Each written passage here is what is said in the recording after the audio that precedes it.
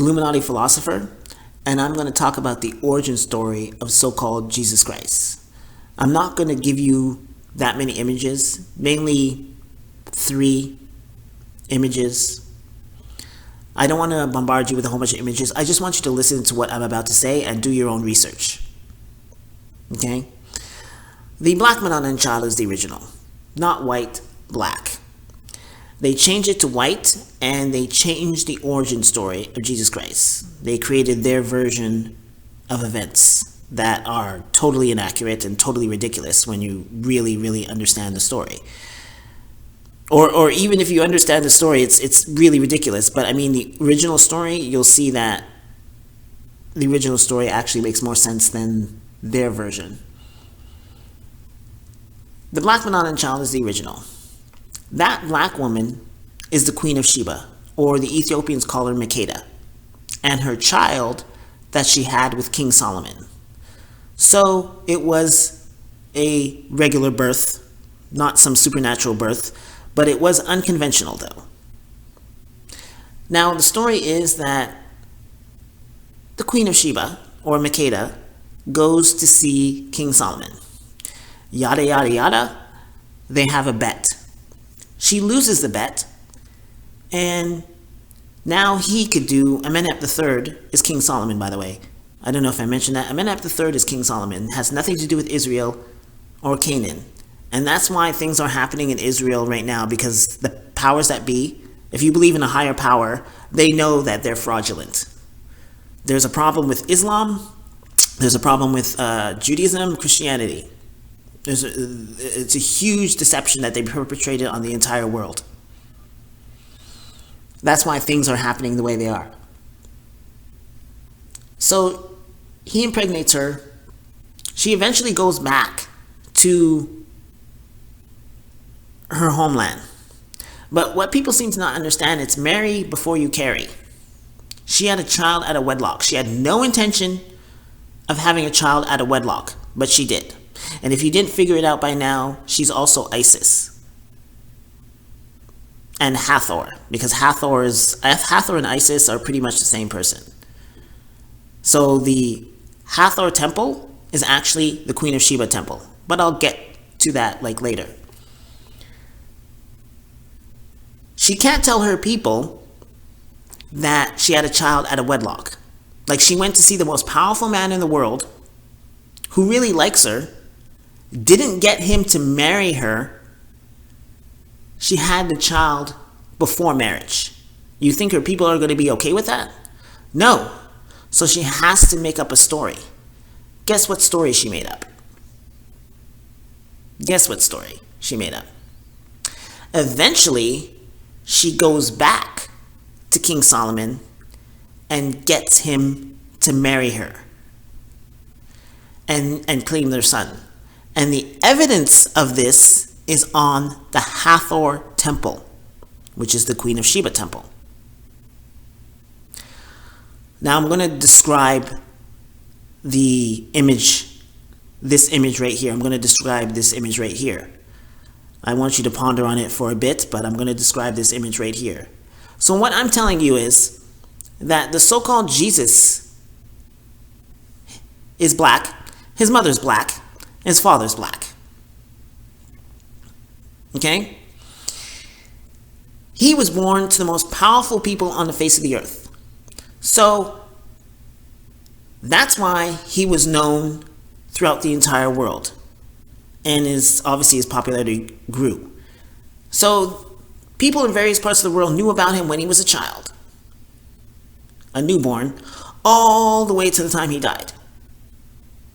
Now, the story that they created makes absolutely no sense. Nobody knows who Mary is, except supposedly God knows who Mary is. Her friends, family, neighbors know who she is. But ultimately, she's a nobody. She's an absolute nobody. Even the child, nobody knows who the child is. Okay? He's born in a manger. The shepherds know who he is. When he grows up, he goes to a temple, and the people at the temple don't even know who he is. A random smart child. Okay. Then he disappears. He comes back home. Nobody knows who he is. There's a situation where he's talking to his people and then they want to throw him off a cliff. So 90% of his life, nobody knows who this guy is. Around the entire world, nobody knows who this guy is. What I'm telling you is that yes, the actual story is that they knew who this child was and his parents. As far as the father, it's if the virgin birth story is held, which supposedly it was, then they don't know that Amenhotep III or King Solomon was his father. But he adopted that child because he married the Queen of Sheba or Mekeda.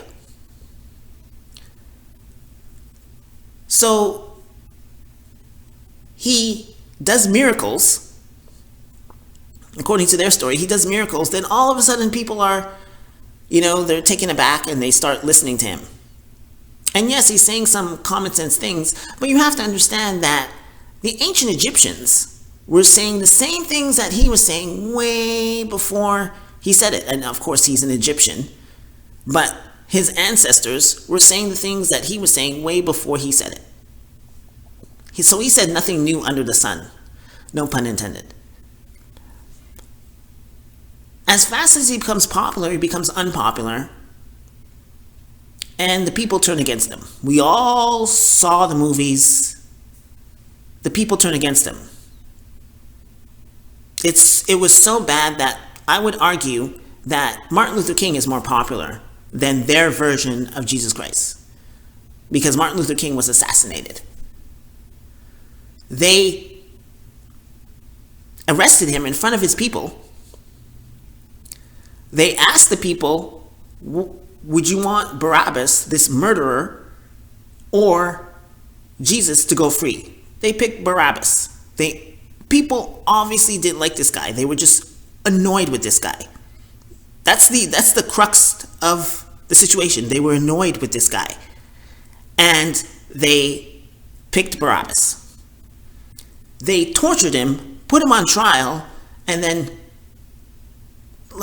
had him walk to his execution. And they were watching him slowly dying on the cross for hours. And no plans to free this guy. There was no rebellion whatsoever. Because if he was really, really, really, really popular, they would have to execute him. They would have to assassinate him, like they did with Martin Luther King. They would have to assassinate him, but they didn't. All that time, his people could have rounded up a resistance, but none of that happened. None of that happens. None of that happened. I think in real life, yes, that he was assassinated. In real life, he was assassinated. But in this instance, it's like, no. Everybody knew what was going on. There was no resistance. So the people in general, overall, the people wanted this guy done with. They wanted him gone. That's their version. The actual story, no, he was assassinated. So, getting back to this image right here.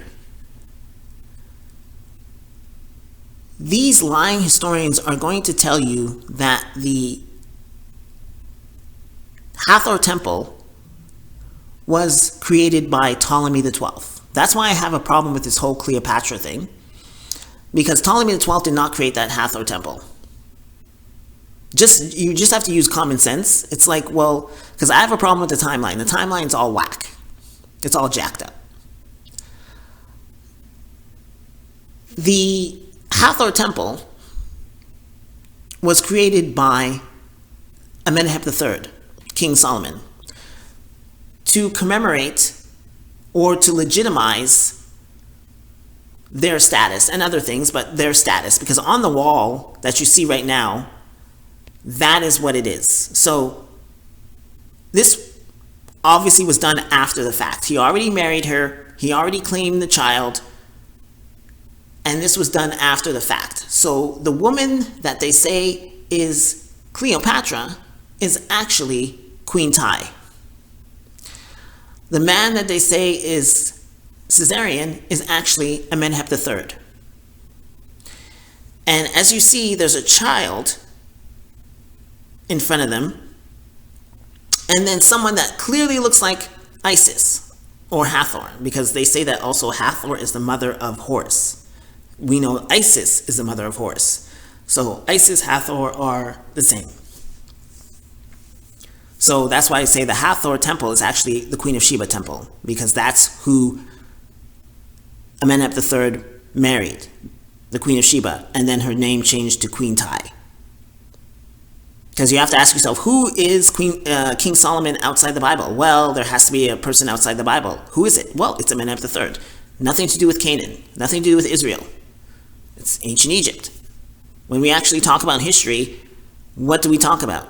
Ancient Canaan? No. In biblical terms, we talk about ancient Canaan. In actual history, what do we mainly talk about? Ancient Egypt. And the uniting of the two lands, where does that come from? Ancient Egypt.